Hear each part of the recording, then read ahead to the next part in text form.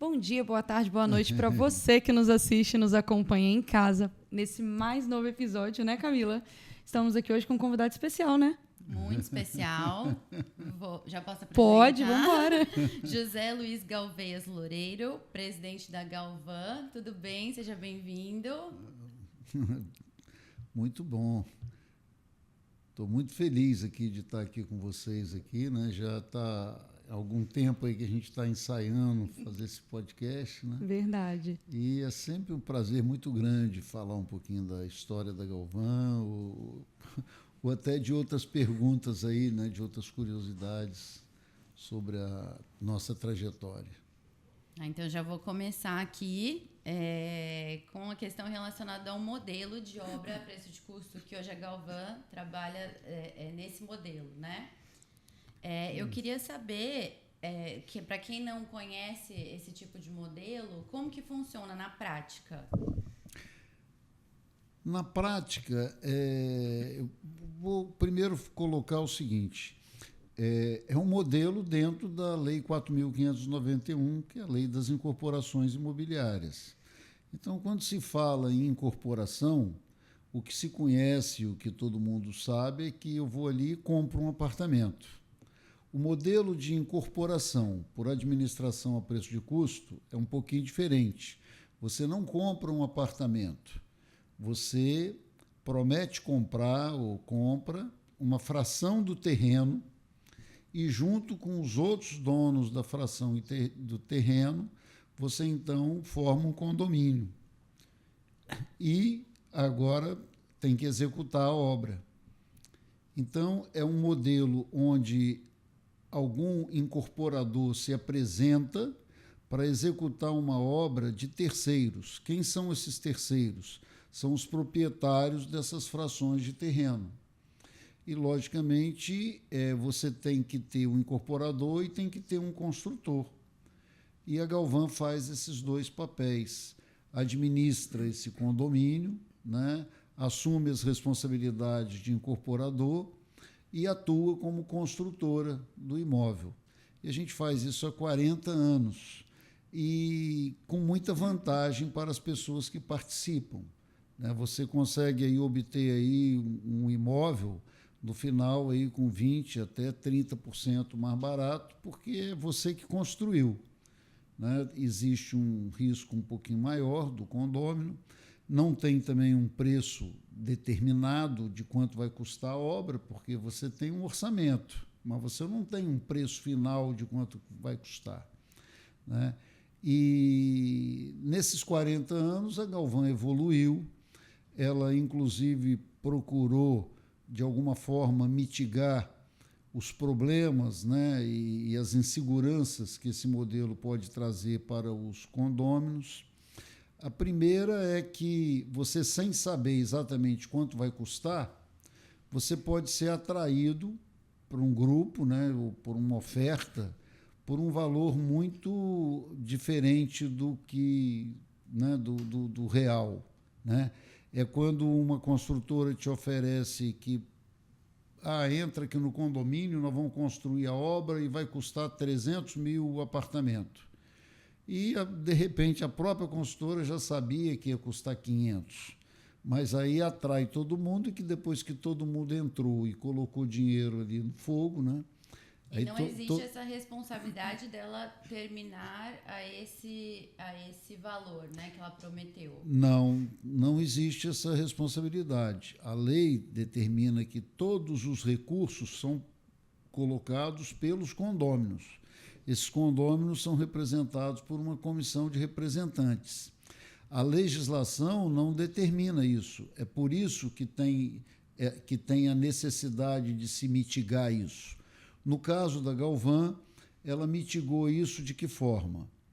Ela, além de não cobrar taxa de administração do que excede ao custo previsto no orçamento, se ultrapassar de 10% em relação ao que era o orçamento, aí a Galvan banca como responsável de ter feito o orçamento. Essa garantia ela é padrão em todos os contratos ou não? Da Galvan, sim, Mas isso não é o que está na lei e não é o que a maioria das construtoras aí praticam. Não é uma obrigação legal. Vocês é que implementaram esse diferencial para trazer mais segurança, né?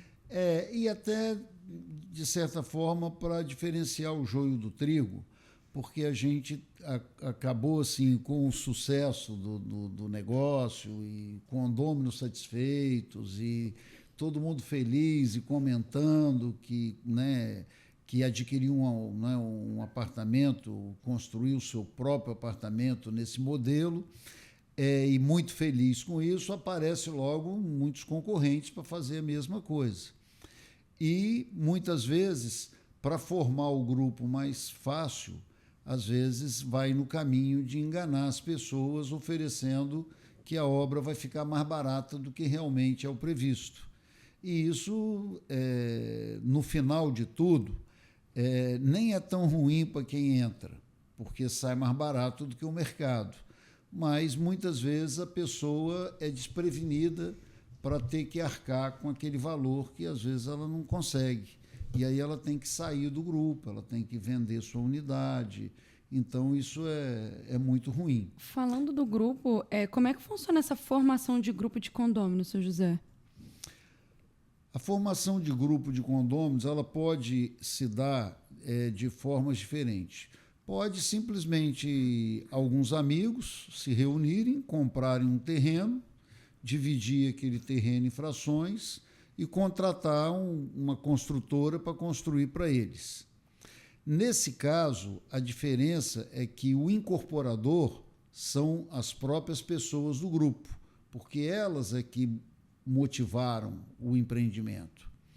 No outro caso, que é o nosso caso, nós é que motivamos que aconteça a coisa. Então, nós buscamos um terreno, fazemos o projeto e, com o projeto pronto, a gente orça a obra, faz todo o planejamento da obra e aí, com os números na mão, né, de previsão de custo, a gente então vai atrás e mostra isso para as pessoas participarem do grupo e assim cada um ter seu apartamento a preço de custo, né?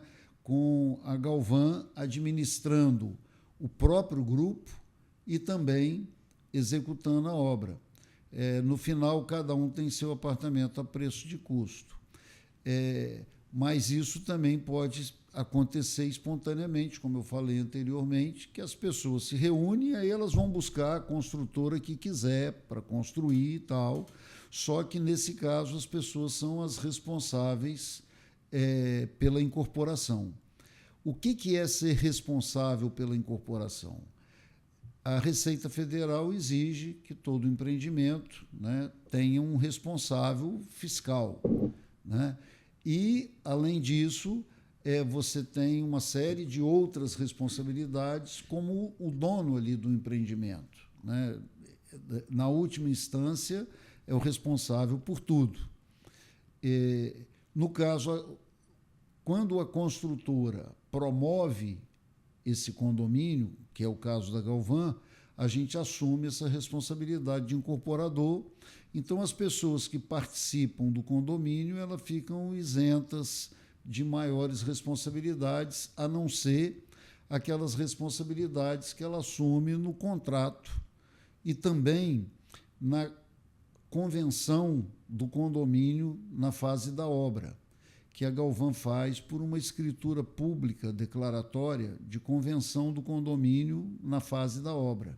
E ali tem todas as regras de participação dos condôminos, onde o termo mais importante aí para a gente administrar chama-se equidade, ou seja, procurar a maneira mais justa entre todos os participantes para que o produto que ele obtém ao final seja proporcional àquilo que ele investiu.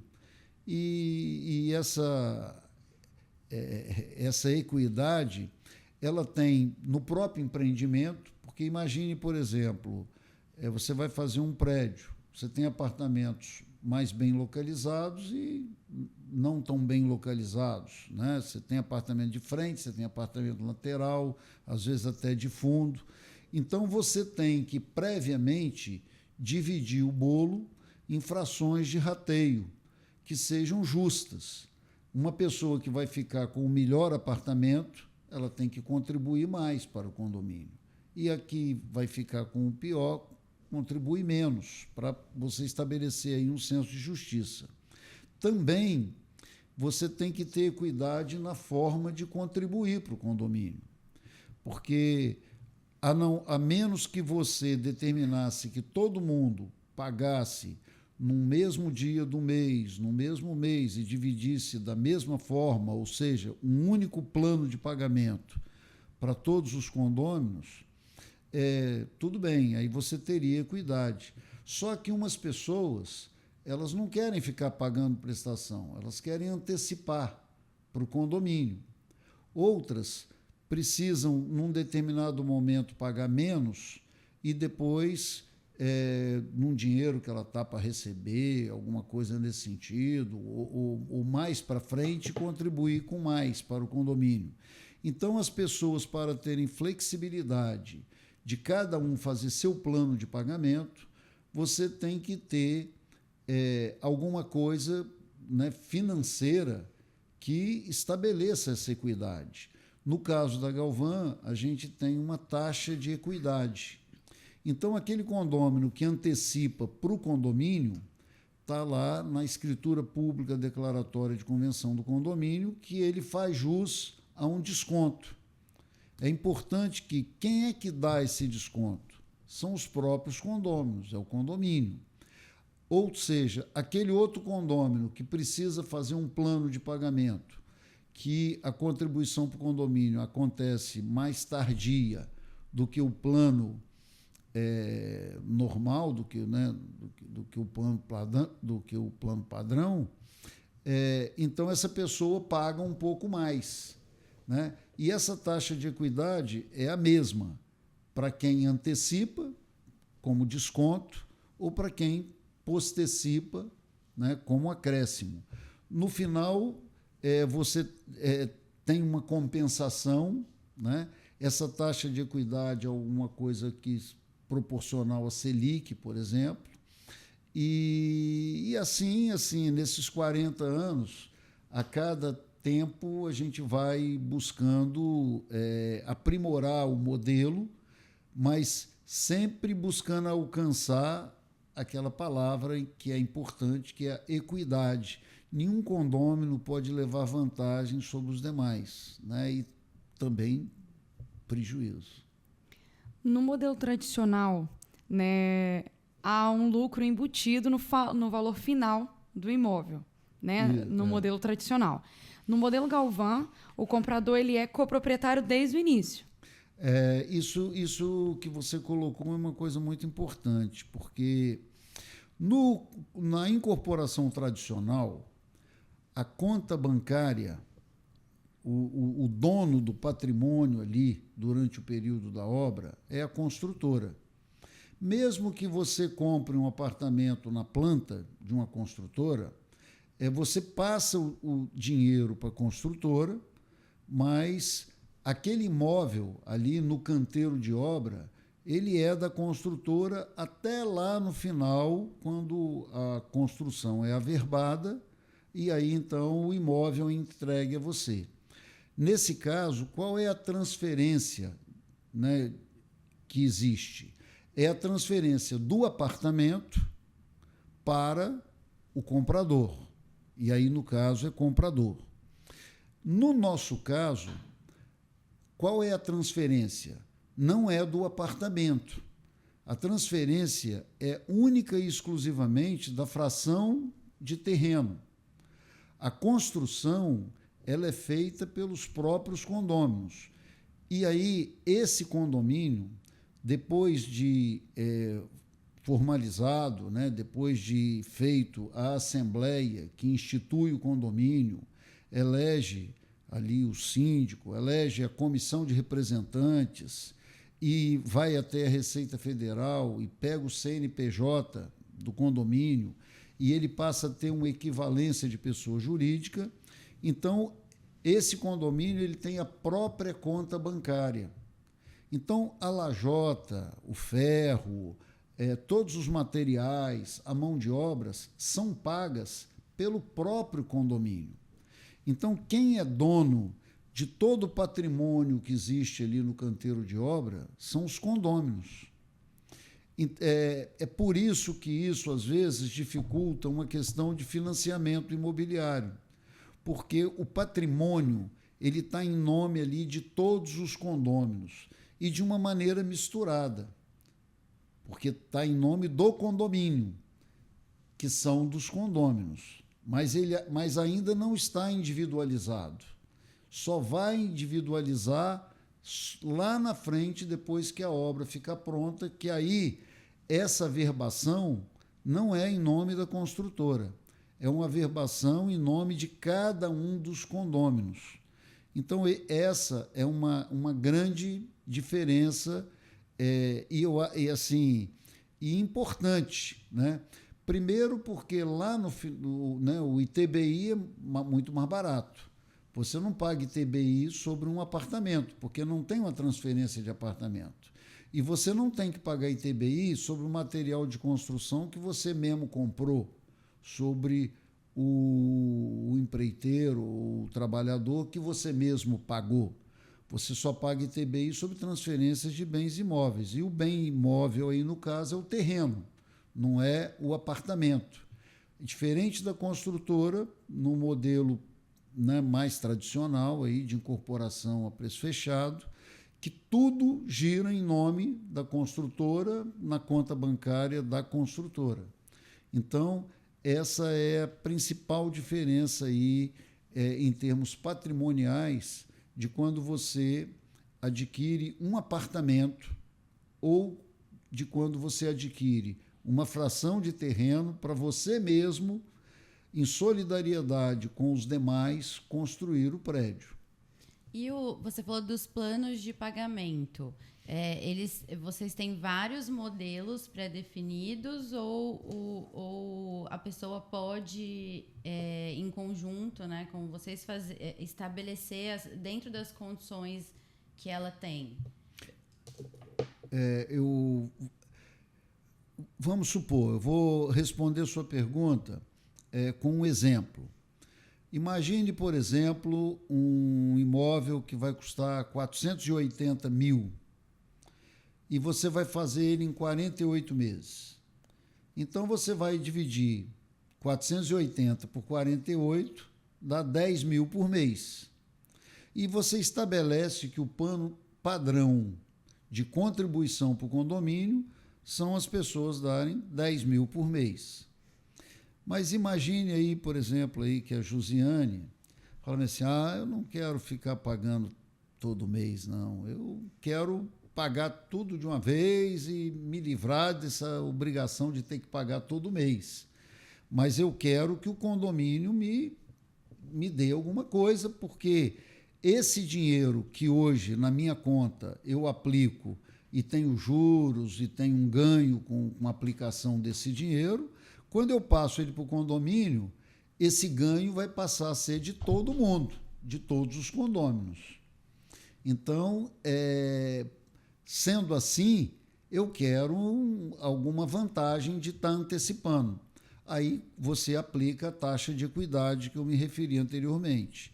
Então, vamos supor, se uma taxa de equidade é 0,5% ao mês, ela sobre essa sequência financeira de 48 parcelas de 10 mil, aplica-se 0,5% ao mês e aí define quanto que ela contribui para o condomínio. E é claro que, além desse 0,5%, ela ganha também toda a variação do CUB que as pessoas que têm saldo devedor têm que continuar pagando, né? Agora, é importante também dizer, a Josiane quitou o apartamento? Não. Ela quitou o custo previsto. Uhum. Se amanhã se verificar lá no final que essa obra ficou mais cara, 8%, A Josiane vai ter que complementar os 8%. Se também essa obra ficar mais barata, ela vai fazer jus, no caso da Galvã, a 70% do valor que ficou a menos. E é interessante porque é o seguinte, por que 70% e não 100%? Né? Eu ia perguntar isso agora. É porque 30% a Galvã recebe e dá como prêmio ao engenheiro da obra, ao comprador, a toda a equipe que trabalhou ali na obra ali e que fez com que a obra ficasse mais barata. Assim, todas as pessoas que estão trabalhando na Galvã construindo um prédio, eles sabem que se eles fizerem a obra mais barata do que o orçamento, eles vão ganhar com isso. E isso é muito bom, porque não é o dono de uma construtora que faz uma obra ficar mais barata. Quem faz isso, aliás, na vida, né? São as pessoas, e são as pessoas que estão trabalhando diretamente ali com a coisa. Então, a gente... o que eu estou falando hoje são coisas que a gente foi adotando à medida que o tempo foi passando. Foi aprimorando, né, o modelo. Exatamente. Cada obra concluída, ela sempre traz um ensinamento. E os condôminos também. Às vezes o condômino que alguém poderia interpretar, esse condômino é chato, esse condômino é isso, esse condômino é aquilo, nós da Galvã agradecemos muito as boas sugestões, as críticas, porque é em cima disso que a gente cresce e que a gente vai aprimorando, né? E procurando que aquela crítica daquele empreendimento ela não tenha razão de se repetir no próximo. E assim também a própria obra, né? Você tem hoje, né, e tem uma dificuldade de construir 100% perfeito. A gente não consegue construir 100% perfeito, é muito difícil. E na construção civil, você usa né, de métodos muito artesanais, você depende muito ali das pessoas, você depende também de uma certa sensibilidade de acabamento, você depende também de um treinamento e de um preparo dos trabalhadores que às vezes fica difícil, principalmente em determinadas épocas, quando a construção civil está bombando, aí você fala assim, a construção civil está uma maravilha, está bombando, mas pode saber que existe uma crise. Nesse caso, uma crise de mão de obra. Quando a construção está bombando, você tem crise de mão de obra. Quando você tem uma mão de obra farta, o que é muito ruim socialmente e em todos os aspectos, né? Aí você tem facilidade de mão de obra, mas aí você não tem facilidade de mercado, de venda. Então, ou é uma coisa ou outra. E a gente vai aí tentando aí, resolver todos os problemas, seja de mercado, seja, né, da mão de obra. Mas o problema da mão de obra leva a uma segunda situação, que é o pós-obra. E aí é quando você, né, e na Galvã a gente tem um departamento de pós-obra, um engenheiro muito experiente, e a gente, no pós-obra, o nosso lema é ser muito justo. Tão justo com os condôminos, quanto justo com a própria Galvã, com a própria construtora, né? Então, a gente analisa todas as solicitações, né, de reparo, de pós-obra e tal, com muita imparcialidade e até pendendo um pouquinho mais para o sentido de atender, né? Mas nem todos ficam satisfeitos, porque muitas vezes aquela solicitação já saiu de garantia, a gente, né, às vezes não dá para fazer de cortesia, porque não é uma coisa tão simples, né? E a gente tem um departamento, esse departamento é um departamento que custa caro para a gente, porque realmente a gente não hesita nunca e nem nega nenhum serviço, nenhum atendimento onde a gente verifique que o condômino está com a razão, né? E nesse ponto, o que eu falo, né, o que a diretoria da Galvan fala e o que a gente sente é o seguinte: se coloque no lado do condômino.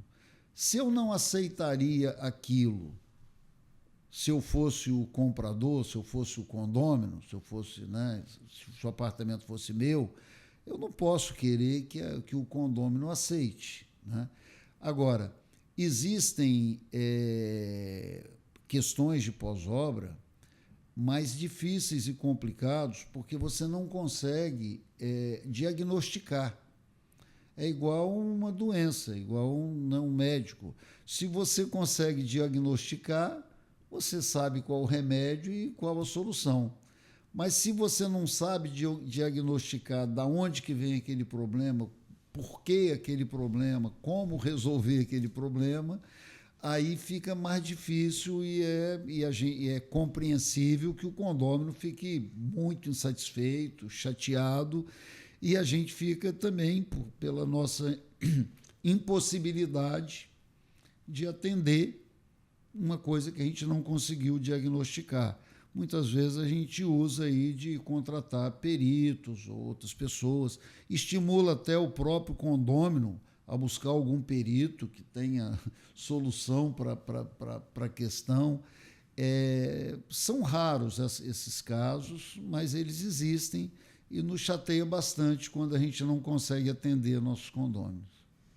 E esse modelo, ele é menos explorado, né, que o tradicional, muito menos, não é? Muito menos, porque você há de convir que, veja bem, se eu tenho uma construtora, você vai lá, compra um apartamento na planta e depois eu só vou te ver a hora que o prédio está pronto para te entregar o apartamento que você comprou, eu, como construtor, tenho todo o trabalho de construir a obra e de administrar e tal, mas eu não tenho esse trabalho do relacionamento do dia a dia, de assembleias, né, onde se determinam as coisas. Eu não estou construindo uma coisa para você. Eu estou construindo uma coisa para mim, para depois de pronto te entregar.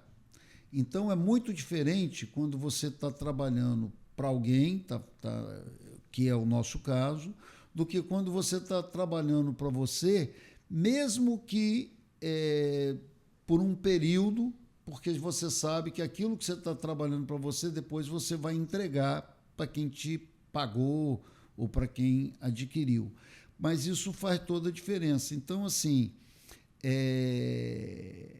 é preciso ter muito amor ali a esse modelo, e esse amor a esse modelo a gente tem, porque foi assim que a gente começou, né? A gente começou assim, sendo um simples engenheiro formado, sem muitas posses, sem muitas condições, até assim querendo criar uma forma de ter o próprio apartamento e não ter dinheiro para comprar esse apartamento. E aí você agrupar alguns amigos e você construir aquele prédio, e no final cada amigo ficou com um apartamento. E a gente aí, nesse caso aí, foi buscar um financiamento individual para cada um dos amigos, para fazer esse empreendimento, e foi assim que nasceu a Galvan. Eu tinha uma empresa de projetos, eu fui professor da escola técnica durante todo o período praticamente que eu estudei, né? Fui professor também de cursinho, no período da faculdade eu fui professor. Quando eu estava no último período, um dos professores meu, né, o professor Bericilas, de Mecânica do Solo, excepcional professor, ele me chamou no final da aula e falou assim: Zé Luiz, eu queria falar com você, depois da aula, me espera aí. Fiquei sem saber o que era, e falou assim: olha, a Incol solicitou um estagiário, um auxiliar de engenheiro, e aí eu te indiquei, se você tiver disposto. E aí eu fui lá e fui trabalhar na Encol. Para trabalhar na Encol como estagiário, eu tinha que me desvincular da minha carreira de professor. E na escola técnica eu ganhava 6 mil, alguma coisa. Isso em qual ano? Em 78. 77. Né? Eu formei em 78. E eu ganhava 6 mil. E na Encol, como auxiliar de engenheiro, eu iria ganhar 1.200, um quinto do valor. E era difícil para mim, porque eu morava em Vila Velha, e para eu chegar até a UFES, né, que é a Universidade Federal, eu tinha que pegar 2 ônibus. Né? Uma vez ou outra, meu pai emprestava o carro, né, e eu vinha de carro.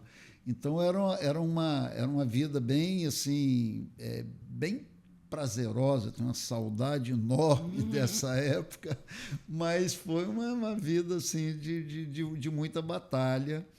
Mas aí eu pensei, são naqueles momentos que todo mundo tem, e ali naquele momento eu estava exatamente com aquela posição assim, o que eu quero ser na vida? Professor ou engenheiro? E a minha vocação de engenheiro, ela começou talvez assim, quando eu tinha uns 10 anos, 11 anos, talvez até menos, e eu fazia umas casinhas com graveto, com um telhadinho de barro, me lembro até hoje ali na calçada, no rodapé da minha casa tinha um ângulo, e eu fazia uma laje, botava uns gravetos ali, e eu ficava tão agoniado para desformar a laje, que não esperava o barro secar direito, aí a laje caía. Aí depois eu aprendi que tinha que esperar o barro secar, e aí a laje não caía. Então, e isso aí, assim, com, sei lá, 9, 10 anos de idade. Depois um primo meu, que queria fazer engenharia e que já morava na minha casa, ia fazer vestibular para engenharia, e o vestibular era muito difícil naquela época para engenharia, e ele fez um primeiro vestibular e não passou. E ele virou e falou assim, eu posso fazer 10 vestibular na minha vida, mas eu quero ser engenheiro, e, né, Gilberto, o nome desse primo meu. E ele, assim, colocava a engenharia num patamar tão grande assim, né, e falava, que aquilo também foi me convencendo. Então, eu nunca tive dúvida em relação assim, o que eu vou fazer? Vou fazer isso, vou fazer aquilo? Não, eu também era obstinado com engenharia. Ser professor era legal também, porque era matéria técnica. Eu fui professor na escola técnica do curso de edificações. Mas ali, naquela decisão ali, eu fiquei na Encol, e foi a melhor coisa da minha vida.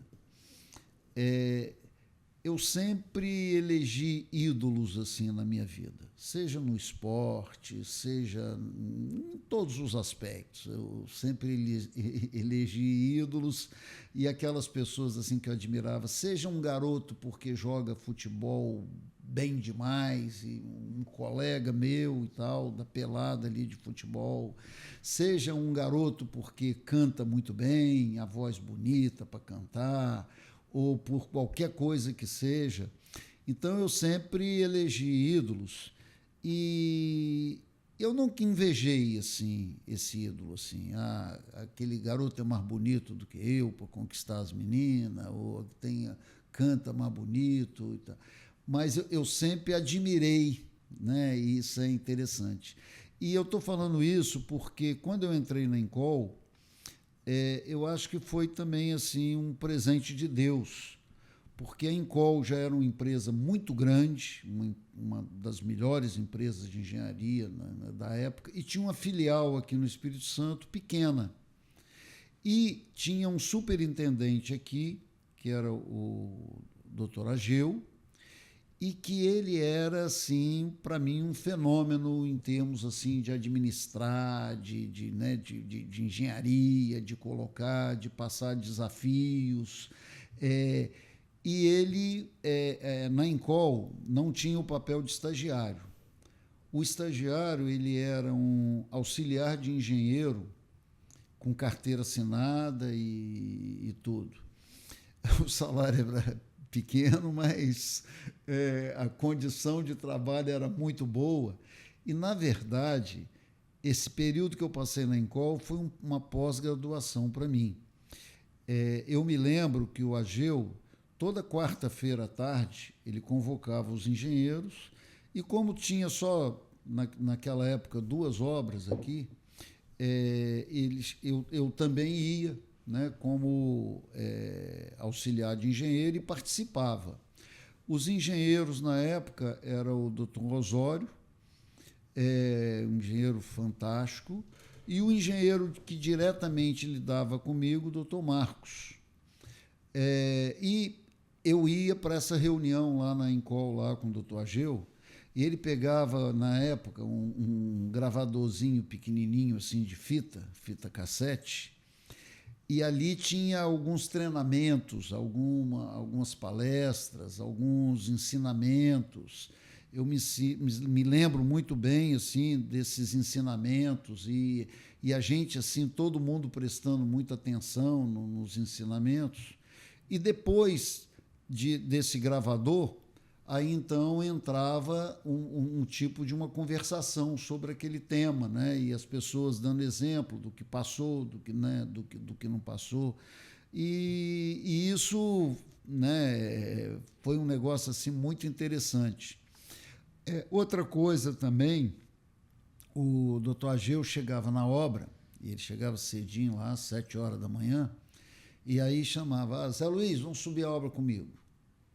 Aí eu ia subindo a obra com ele ali pelas escadas, e aí ele me perguntando assim, quantos litros tem a caixa d'água? Eu, não sei. Não sabe? Como é que está? Já começou a assentar a porta corta-fogo? Está em que pavimento o assentamento de porta corta-fogo? Quantos metros quadrados tem o piso da sala lá do apartamento? Quantos isso, quanto aquilo e tal? E eu não sabia responder nada. E aí eu falei assim, nossa senhora, eu tenho que meter a cara nesses projetos aí, botar a obra na minha cabeça aí, que a próxima vez que ele vier aqui na obra, aqui comigo, aqui, vai estar afiado. Eu vou estar afiado, vou saber responder tudo. Então, assim, a sabedoria dele de provocar, de instigar e de fazer com que você realmente aprendesse.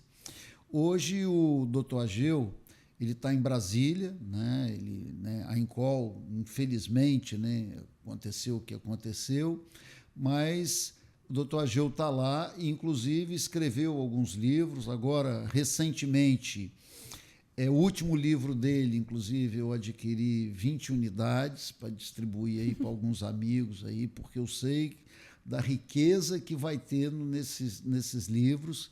E é exatamente um livro sobre incorporação imobiliária do ponto de vista do construtor, né? E do ponto de vista, né, legal também. É muito importante a gente, assim, de certa forma, assim, a gente conseguir, no setor, a segurança jurídica. E isso é muito difícil. Se alguém perguntar a um advogado ou alguém assim, olha, eu posso comprar esse apartamento? O advogado ele vai ter muita dúvida de dizer. Sempre depende. Depende, sempre. É tanta coisa que ele vai ter que olhar, mas ele não tem assim uma resposta, uma garantia da segurança jurídica. Mas por isso exatamente que a obrigação é de meio, né? Porque não tem como você... Claro, tem as negligências, né? Mas não tem como garantir de fato. Agora, o mínimo, o advogado ele pode orientar. E, infelizmente, assim, não é muito o que a gente vê. A gente vê até advogado comprando um apartamento para ele sem pedir o registro do memorial de incorporação. E quando, em 64, foi feita essa lei que obrigou que, para se vender apartamento, na planta, o incorporador teria que registrar o memorial de incorporação, essa lei é fantástica. Eu sou apaixonado pela Lei 4.591, que instituiu, né, a Lei das Edificações, e esse ponto é muito importante, porque quando um incorporador registra o memorial de incorporação, ele depositou ali no cartório todos os requisitos legais do projeto aprovado, das certidões negativas dele, da questão do terreno. Então, quer dizer, quando o cartório dá o carimbo ali, né, e registra aquela incorporação, as pessoas estão numa segurança jurídica muito maior. Não é ainda uma segurança jurídica total. Acho que também é difícil ter segurança jurídica total para tudo.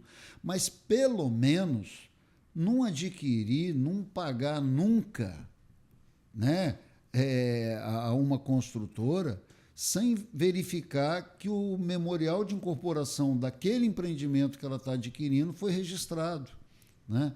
Então, quer dizer, ali é um compêndio de documentos e de até né, certificação ali de banco da idoneidade de quem está lançando, de quem está vendendo. Então, assim, e aí, como eu falei, às vezes eu vejo assim, um advogado adquirindo um apartamento para si, sem essa cobrança de que eu quero ver o memorial de incorporação. E isso também é ruim, porque ele desequilibra um pouco o mercado. Mas isso acontece também em tudo. Eu reconheço que isso acontece. Se você tem um comércio e você trabalha todo certinho e tem um concorrente seu que corre o risco e trabalha, né, todo errado, há uma concorrência desleal. Sim. E isso, eu acho até, assim, de certa forma, natural, porque a gente vê isso em tudo, mas não é o ideal. Né? Eu acho que isso aí, a sociedade tem que evoluir, e acho que também o próprio Ministério Público, né? Porque aí é uma área penal. O construtor que vende uma unidade sem registrar o memorial de incorporação é um ilícito penal.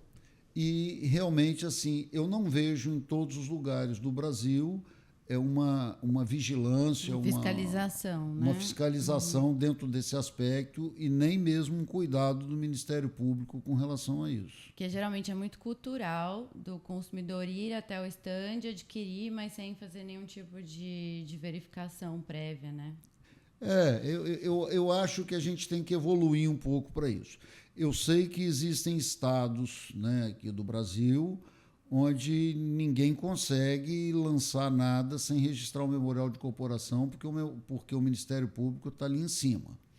Mas, assim, não é em todos os estados, e a gente vê aí quantas pessoas tomaram prejuízo de entrar numa incorporação, entrar num empreendimento na planta, e depois ele não ter seu apartamento, ter aquela obra ali que não vai à frente, e uma série de mazelas, né, nesse sentido, prejudicando o mercado como um todo da construção civil. E você vê que isso que eu estou falando, quantas construtoras existem no Brasil aí com mais de 50 anos de atuação? Então, as construtoras, elas nascem e morrem muito rapidamente, né? É lógico que o Brasil não é também um país para amador, né? Você nesses 40 anos aí, a gente teve um momento aí que o dinheiro de todo mundo foi sequestrado por um período, né, no banco, e uma incerteza se depois ia ser restaurado ou não, que foi o Plano Collor. Teve outros planos, uma série de situações, períodos de inflação enorme. Período, por exemplo, agora mais recente, aí, nós tivemos aí praticamente 6 anos de crise na construção civil no governo Dilma, né? Quando às vezes a pessoa fala, vamos mudar o governo, vamos impeachment alguém e tal, sem às vezes pensar no que representa isso. Sempre tem um período, né, um tempo onde a sociedade para, né? Hoje mesmo a gente vive no Brasil aí uma situação aí complexa para você se planejar como empresa, como comprador, como, né? Gera uma certa insegurança. Né? Mas isso também não adianta dizer, isso não é no Brasil, isso é no mundo inteiro, né? Onde que não tem isso, né? Você tem essa insegurança, ela acontece, mas eu acho que aqui é um pouco exagerado. Eu tô triste que a gente chegou no final. Nesse ritmo, assim, eu quero encerrar, agradecer ao pessoal de casa que nos assiste, que nos ouve, agradecer a doutora Camila por mais um episódio especial, ao seu José, seja muito bem-vindo sempre. E a doutora Camila quer fazer algum agradecimento também? Não, só quero te agradecer pelo convite, agradecer também por estar aqui com a gente. Foi muito bom, muito leve, muito divertido. Que bom que você aceitou o nosso convite. E volte sempre. Volte sempre. Para finalizar, eu vou pedir para o senhor deixar para os ouvintes de casa uma mensagem, olhando para aquela câmera ali. Qual é o legado que o senhor gostaria de deixar à frente da Galvan? E aí a gente encerra. Eu gostaria de deixar um legado, assim, terminar da maneira como a gente começou, né? Nós éramos 10 amigos ali buscando um apartamento, sem condição de ter um apartamento, e resolvemos nos agrupar para construir. Então, assim, o cooperativismo, a união realmente faz a força, né? As pessoas unidas são capazes de muita coisa, inclusive construir seu próprio apartamento, e, se for o caso, a Galvan pode ajudar nisso. Obrigada, meu bem. Boa noite. Boa noite. Se você ainda não está inscrito no canal, não se esqueça de se inscrever, ative o sininho para não perder nada. Tchau, tchau.